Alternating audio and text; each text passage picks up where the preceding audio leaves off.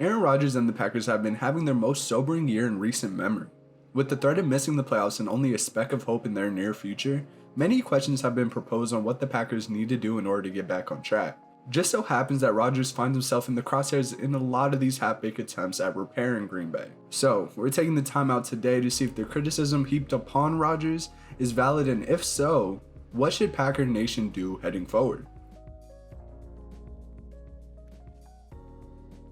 Before I got the chance to get to this video, Rodgers and the Packers actually ended up upsetting the Cowboys in Lambeau, so go figure, right? Even so, many have written the team based in Wisconsin off thanks to their 4-6 record, officially slotted to be on the outside looking in if the playoffs were established today. Thankfully for them, there's still 8 weeks left to play, and as Rodgers said in the Cowboys post-game presser, we're not dead yet.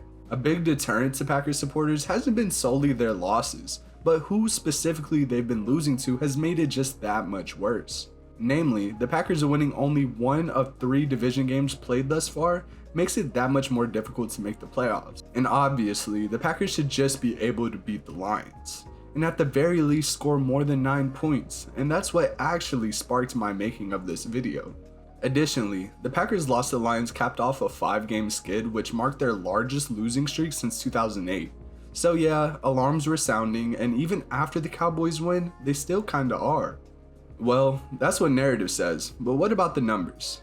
Outside of the 4-6 record that we already mentioned, scoring wise the Packers have been borderline unrecognizable, with a rank of 25th in points per game with 18.5, 23rd in red zone scoring with 52%, and 22nd in TDs per game with 2.2. Defensively, they haven't been that much better, although at least they're recognizable. The glaring statistics are in the rankings of the rush defense, ranking 28th in opponent yards per rush and 26th in opponent yards per game. Thankfully, the pass defense has been holding up for the most part with slightly above average numbers and rankings. The only bright spot on this team so far has been our ability in the run game. The rankings stack up to average, but to the eye test, AJ Dillon and Aaron Jones have been performing when given the opportunity. The stats back this up with rankings of 7th in yards per rush and 12th in yards per game. Even this ends up working against the Packers though, believe it or not, because guess what the rush touchdowns per game ranking is? 30th with 0.4. That's what makes those red zone interceptions and failed 4th and short conversions so frustrating when we've been getting such consistent yards with each attempt. The passing stats have been middle of the pack, but when you compare that to Rodgers' pass success in the air game, it looks awful. He hasn't coveted ball security as much in his past seasons too, with 7 interceptions on the season already, a number he hasn't seen in this category since 2016 and in 8 weeks less. There's some more stats I want to get into, but I think that's enough groundwork for now. So, the focus in Packers camps has shifted from title contention to a possible rebuild. Let's compare and contrast Green Bay's possible steps forward.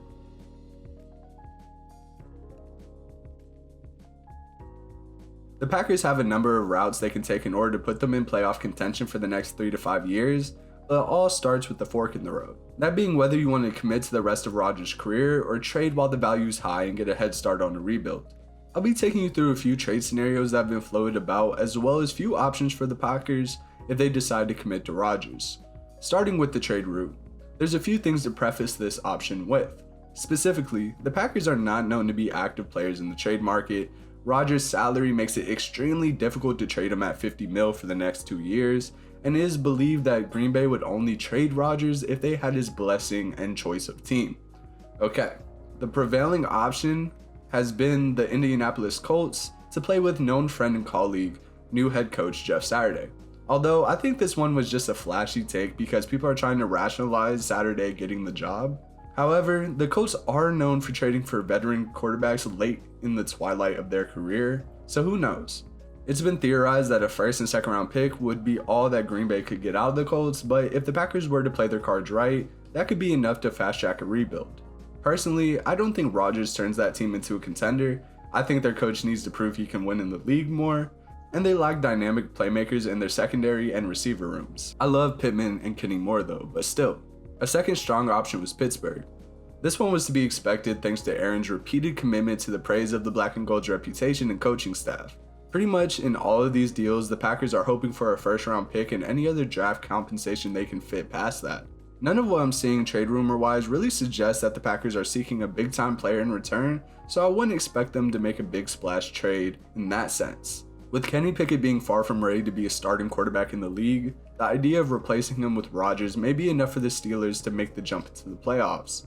I think their defense would benefit from Rodgers' presence, but I worry about that O-line. The Packers' O-line is pretty underrated with consistent play from Bakhtiari, when he's not injured that is, and Elton Jenkins. Would be fun to see a Mike Tomlin / Aaron Rodgers combo though. For the last one, I'd go with the Tennessee Titans with an honorable mention to the New England Patriots. Both of these teams could use a short-term great quarterback to allow their younger options to develop and give them a chance to contend in the now. Both of these choices can be linked to Rodgers' admiration of the coaches Vrabel and Belichick. All of these trades are long shots, but I'd say these two are the most far-fetched. Just as a little extra, Theo Ash NFL, you can follow him on TikTok. He suggested that the Packers trade backup quarterback Jordan Love to the Saints for wide receiver Michael Thomas and use the Colts pick per se to draft either Stroud or Bryce Young in next year's draft. Pretty far-fetched, like I said, but who knows? So if the Packers decide to hold on to Rodgers moving forward, it's pretty much two-sided. If they want to continue and try to get the wild card spot, the best suggestion has been what they've been doing, and is what appears to be the Packers' choice in all of this. Just hoping the rookie receivers develop, which didn't look too bad against the Cowboys for what it's worth, and play through the strong run game, which is doable. The downside to this choice is it probably gives the Packers the lowest ceiling out of all the choices moving into the future, just basically maintaining the status quo and hope we do well in the draft like Green Bay does every year. Not doing well in the draft, but just hoping they do. However, the other side to this is that the Packers could bench Rodgers for Love, essentially tanking the year away for a high draft pick and getting to see what Love is made of in real games. It doesn't even have to be to start Love in the future. Sure, if Love were to go out and perform great and prove he's a franchise quarterback, then the Pack could go and do that. But if he were to perform at a, say, B-grade level, maybe the Packers could get some rotational players and some draft compensation in exchange for Love and put them in an even better position heading into next year.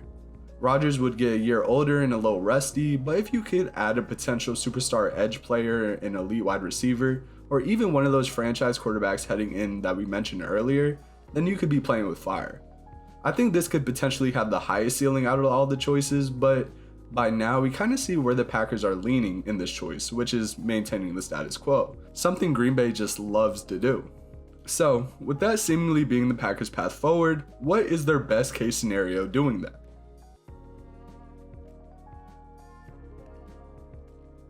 Moving forward with Aaron Rodgers at the helm and no moves made before the deadline, what exactly are the Packers' expectations for the season in the front office? Do they want to win? It's perplexing why they would not only move Devontae for salary and differences, but fail to replace him with anyone experienced enough to perform as a wide receiver 1.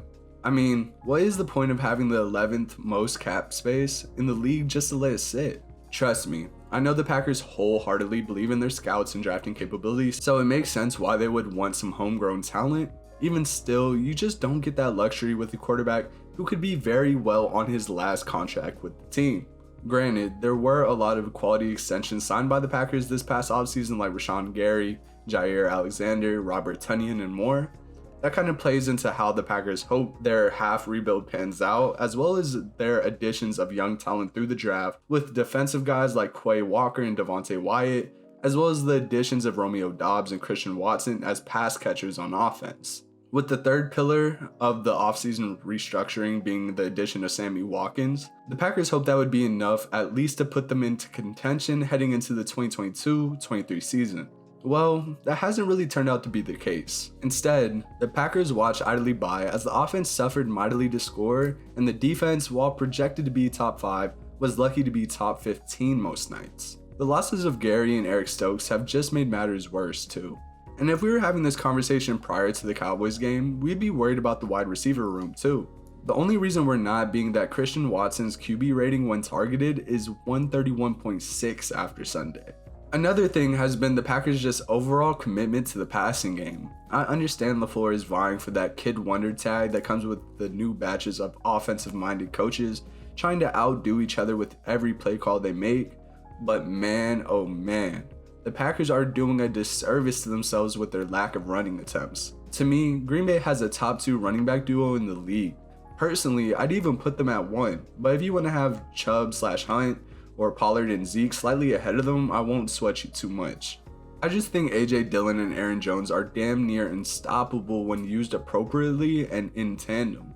So what's the Packers' best case scenario? Well, for the season, they need to commit to their run game and try to get Aaron Jones 20 plus touches a game and 10 plus touches to Dillon. And that doesn't even include their presence in the passing game, which should be a good bit as well. As for receivers, the onus is now on Watson to be able to play with the consistency of a wide receiver 1, so we can get enough scoring production to be competitive if we even want to reach the playoffs.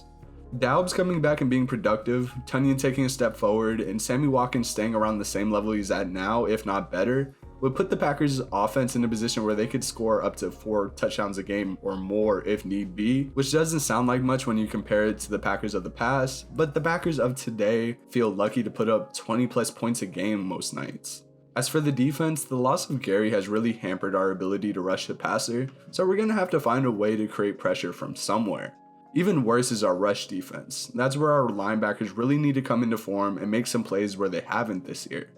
I feel confident in our backline being led by Jair, especially if we can get Stokes back anytime soon. Rasul Douglas is not used to playing outside the slot corner spot, so he's looked worse than what he actually is, something getting Stokes back would help greatly with. If we can get the offense and defense working in a harmony like that, maintain some solid special team play, which has suffered in years past, but I think Rich Bisaccia's addition to the coaching staff has helped with that. I'm not sure what they plan to do beyond this year, but if the Packers can get all that going, that's what I would say the best case scenario is for the time being. To me, the Packers' success really falls to one question though. Will the Rodgers-Watson connection work for the long haul? I trust in our run game, even so much so I believe we can transition into a running team akin to the likes of the 49ers or the Ravens. Regardless, any team will find themselves in numerous positions where they'll have to be able to successfully perform a 2-minute drill or complete a multi-touchdown comeback in a high-stakes game. Thus, a competent passing game is vital. Pretty much prior to the Dallas game, we had a bunch of wide receiver 2s and 3s masquerading as wide receiver 1s. However, everything has changed thanks to Watson's performance in the matchup against Dallas, and if it continues in the Thursday matchup versus the Titans, then Green Bay will really be in a position to possibly make the playoffs.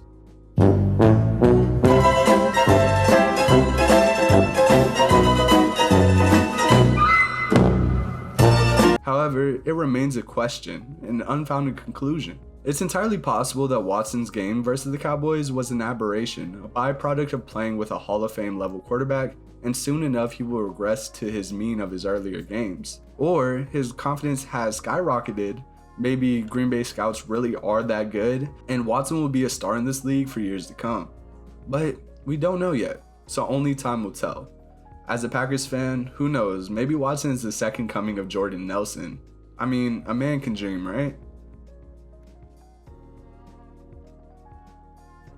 For the most part, that pretty much concludes my thoughts on the Packers this year, and specifically if the NFL has caught up to the greatness of Aaron Rodgers yet. Think the Packers have what it takes to run the table and secure a wildcard spot come playoff time? Or do you think the Packers need foundational changes in order to get back to competing for championships? Whatever you think, let me know your thoughts on the subject down in the comments below. Remember to like the video if you enjoyed it and subscribe if you're new. This video has been made by Underdog. Peace.